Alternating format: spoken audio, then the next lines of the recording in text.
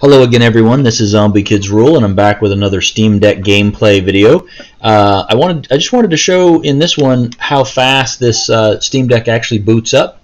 So it is shut down right now, and it boots up pretty fast. It boots up a lot faster than my gaming laptop. And I've shown in other videos how quickly it comes back from sleep mode, which again I love the sleep mode feature. But it boots up pretty quickly. So this next video is going to be another. It's going to be a prologue. So it's a demo, preludes, prologue. This is a prologue. I wanted to do. I don't know how to pronounce this. It's either Zoria, Zoria. I don't know. Age of Shattering, the prologue. This one seems like it updates quite a bit on my feed, and I think it's from 2020. So April of 2020, and according to the Steam page, I think it has pretty darn good reviews. Very positive, 83% of 414 reviews. So, and like I said, it seems to get updated quite frequently. It seems like a nice game. It seems like a game I would really like. I will say, however, I'm going to go into it now, is a lot of the text in the game is small. So this is going to end up being a playable game on the Steam Deck. I don't think Steam will say it's verified, because I do think it's going to be a little too small. It does have if I remember correctly, it does have a soundtrack. So when it first pops up, you've got new game load, settings, credits. I'm going to go to settings. And in the prologue, there's not a lot. It's got some different audio things for master music, ambient effects, voice, and video. For video settings, it's got aspect ratio, resolution. I don't mess with resolution on the Steam Deck. Graphics, so you can change the graphics quality. Right now, it's on fantastic. Vertical sync, run in background, and you can hear the background score. Go ahead and exit, and oops, I didn't mean to exit. Shoot, crap, clicked the wrong thing. That's okay. It'll pop right back up again. Going to go back into play. There is an in-game mouse pointer, or cursor, or whatever you want to call it. So you do use the right trackpad to move that around. I'm going to go ahead and click New Game, and I'm just going to go over one of the games I've already started. I did this on the 1X player, I'm pretty sure, and then I tested it on the Steam Deck just to see what's happening. So this beginning, I'm going to skip the beginning just for the sake of time and the fact that these videos get really big really fast. So let's see, I'm going to turn the music down. It does have a full score. So the in-game, it's all about mouse. Okay, so it's going to talk about your mouse, but it is mapped for the controllers, and you can always change it. Use your mouse to move, click where you want to go, hold the right mouse button and drag the mouse to rotate the camera, use the mouse scroll to zoom in and out. So instead of using the mouse, to pan the camera, you use the D-pad. So left and right rotates the camera, down brings it down a little bit, up brings it more top down, versus a little bit more, you can see a little bit better. And then, so again, you rotate the camera. I'm betting that, yeah, so the R1 zooms in, right? So you can zoom in pretty far. L1 zooms out. You can zoom out pretty far. It's kind of weird. You can't hold and have it keep going. You have to actually click each time. But that's fine. So you've got your camera panning. The joystick doesn't do anything. Left joystick doesn't do anything. The right joystick moves the mouse in the game, but the pointer, I should say. But that's far more difficult to use than the trackpad. The trackpad is so much easier. Let's see. So the way you move is you right trigger to a spot, and you'll move. And if you hold the right trigger down, you'll just continuously move. So you just use the trackpad to say where you want to go. You'll just keep going. Let's see, it's going to pop up now. Again, you'll see that the menus, the writing and stuff is pretty tiny. Way up here, there's the name of the map up here, and it is tiny. So let's see, this is just talking about leveling up. Once character levels up, you get access to 10 new stat points. You can customize your character. You have access to choose new abilities from the character screen. Some abilities are available from the start. You can reset the selected abilities at any time by paying a certain amount, which is nice because that way, if you mess up your build, you don't have to start the game all over again. I don't know if this is just in the prologue or whether it's in the game itself, but I do like that feature. So here we go.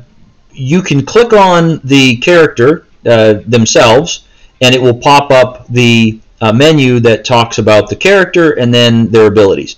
Again, this is where it gets a little small. Yes, technically I can see this, but it is a little difficult. I'd probably need to put on my reading glasses, and then even then it might have a little bit of eye strain problem. If you do the magnifier, so I mean it is obviously much easier to read with the magnifier. It'd be better if it was like this all the time. You may not be able to see it in the video, but the magnifier is does make it easier to see, and that's one of the things I know that Steam will make this go from verified to playable. So you have your character, you have your stats. When you hover over something, it basically tells you what it is. But again, now that is too tiny. I can't read that. I'd have to, and it's from a color that is just not useful. I couldn't read those. Those are way too tiny. So you scroll over things. I can see pretty much the items, right? But then again, your cursor's kind of in the way, so that's somewhat a little bit of annoying to show. And then over here you can sort your inventory by all these different categories, which is kind of cool. And again, you can go to your ability screen, and it shows you the different abilities. You have attack. You have so I'm sorry, this is 1, 5, 10, and 15, so I'm not exactly sure how this is structured yet, but there's a variety of skills. Some of them are locked right now, or I should say abilities, I guess the way they call it. And then we get out of here. Now at the bottom of the screen there are these little icons. For instance, I'm hovering over one that says camping, R for camping, the keyboard. So if there's no button mapped to R, and I think there is, and you wanted to camp, you could reconfigure it. If I click on that, it does show up as this green. I guess that's where you set your camp up, and I think that is also the X. Yeah, so X does the same thing. So the X button is mapped to the camping, the R key. Then there's the I for inventory. That's basically like the same as clicking on your character.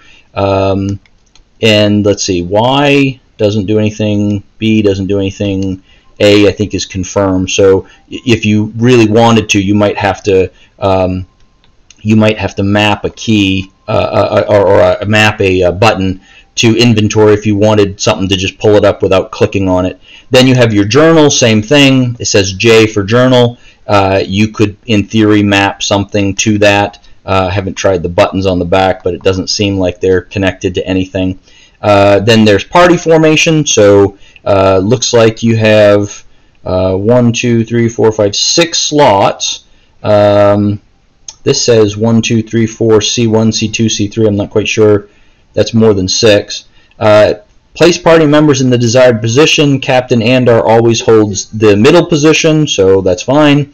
And then you have, of course, escape, which is just the menu. All right, we'll go back to resume. All right, so let's see. I'm going to scroll here.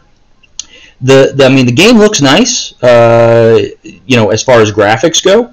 And when you hover over something, you can open. Oh, you know what? This is random too. I just noticed this. So last time I started this game, instead of having a chest here, there was a barrel. So it wasn't significantly different, but it looks like a little bit of randomness.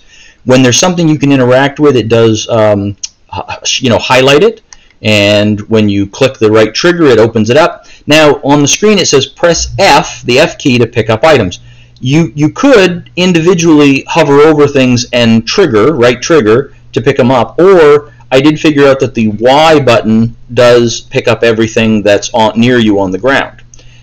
So again, here, instead of clicking on the Y button, I'm just going to click on the shield and I pick it up.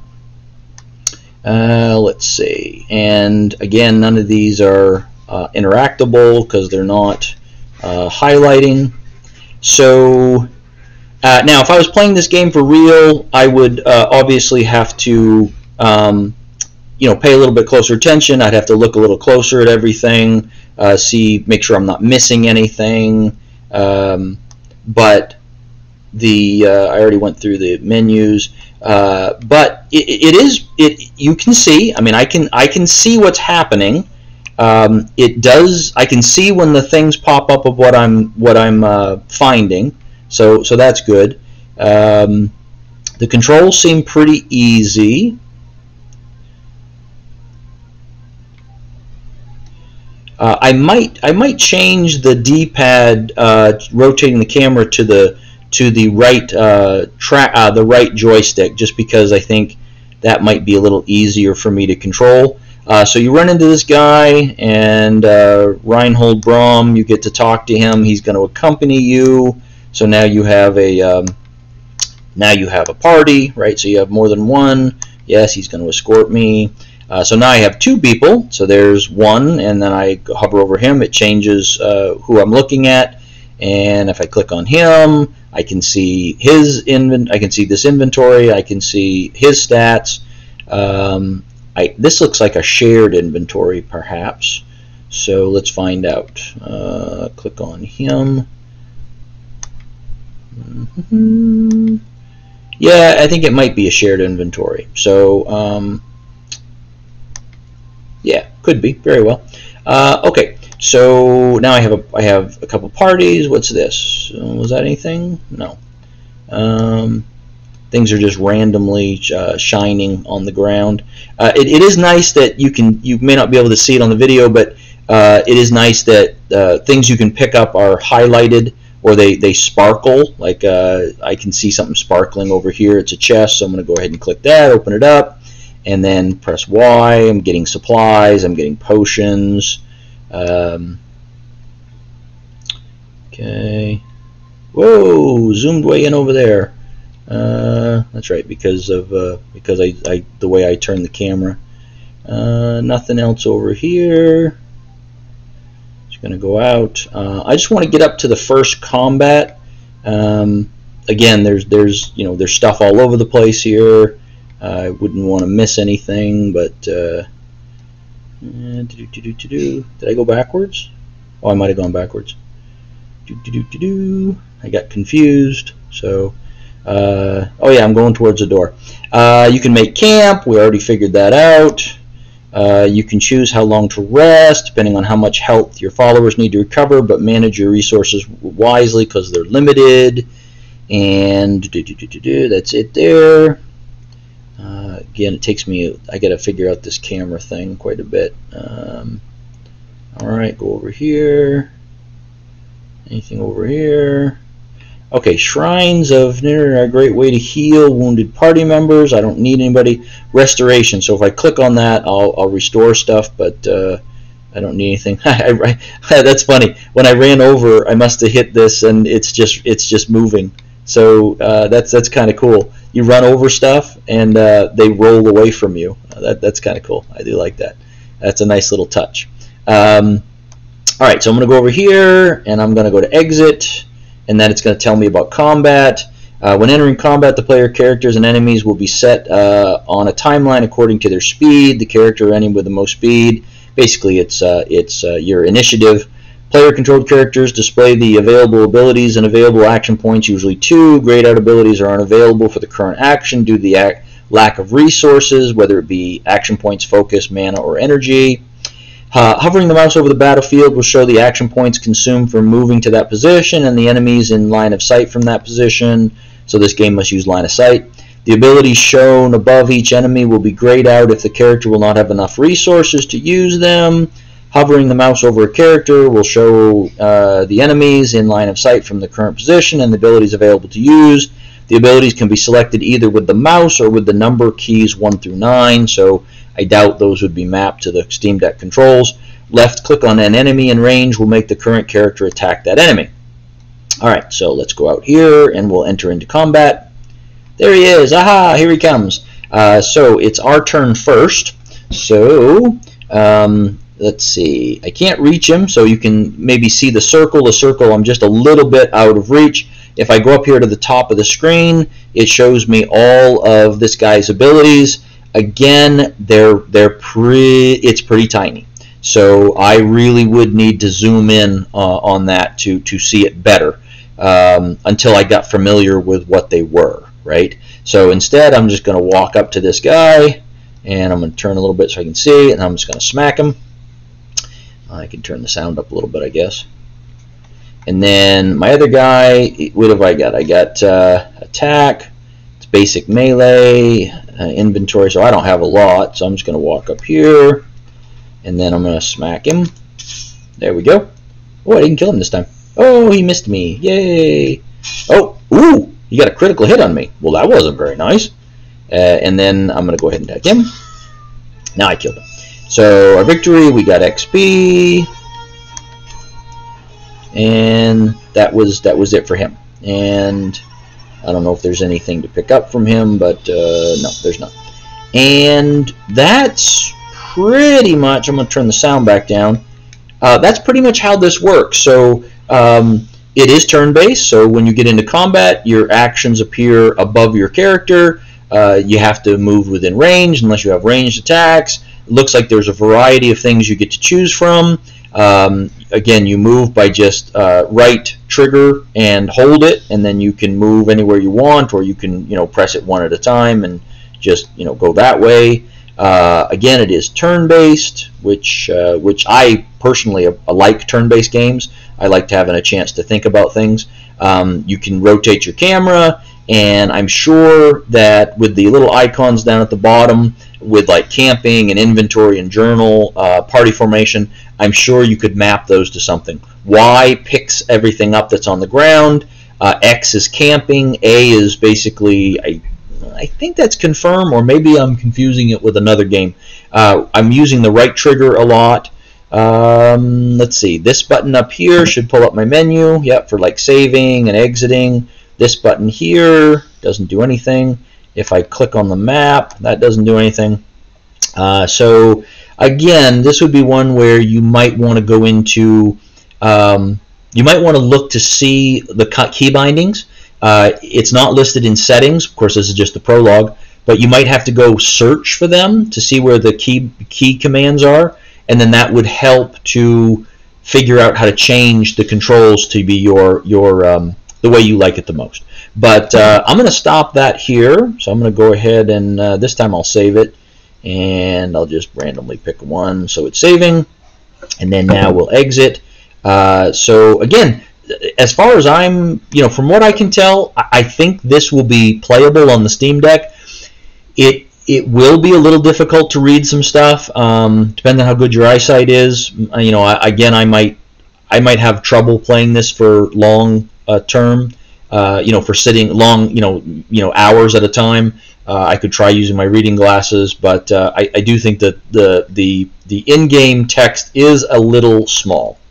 It would be nice if they would add a feature for the Steam Deck, where you could, expand that, make it a little bigger, without, messing up the real estate that you have on the screen or what have you. But it is Zoria, or however you want to pronounce it, Age of Shattering. It's the prologue. Seems to play on the Steam Deck. Looks like it's going to be a fun game, turn-based game, party-based game. Don't know how much customization you'll have in the full game, right? Because this is just the prologue. But it does look pretty good. I kind of like it. The game looks nice inside. You can't see it as well on these videos, but it does look pretty nice. Sound is good. If you want to turn the sound up, I don't generally do it. But the music score seems good. So anyway, I hope that helps. I'm glad you found me, folks. If these videos are helpful for you, please like, subscribe, get notifications, leave comments. I try to respond to all the comments that I get. And if you have questions, feel free to ask. Probably not technical questions. I don't think I can help with technical questions too much. But if there's any questions about games or anything you might want me to try, if I have it, I'm willing to do so. Just trying to go through some of these unknown games to see how they work on the Steam Deck, and the more that gets out there so people can see, it might help them decide, is the Steam Deck right for them, or is a particular game something that they want to try. So anyway, thanks a lot, folks. Again, I hope this helps. I'll try to get some more videos up if I can today, and if not, maybe tomorrow on the holiday. So thanks a lot, folks. I hope you have a great afternoon. Happy gaming, and I'll see everybody later. Bye.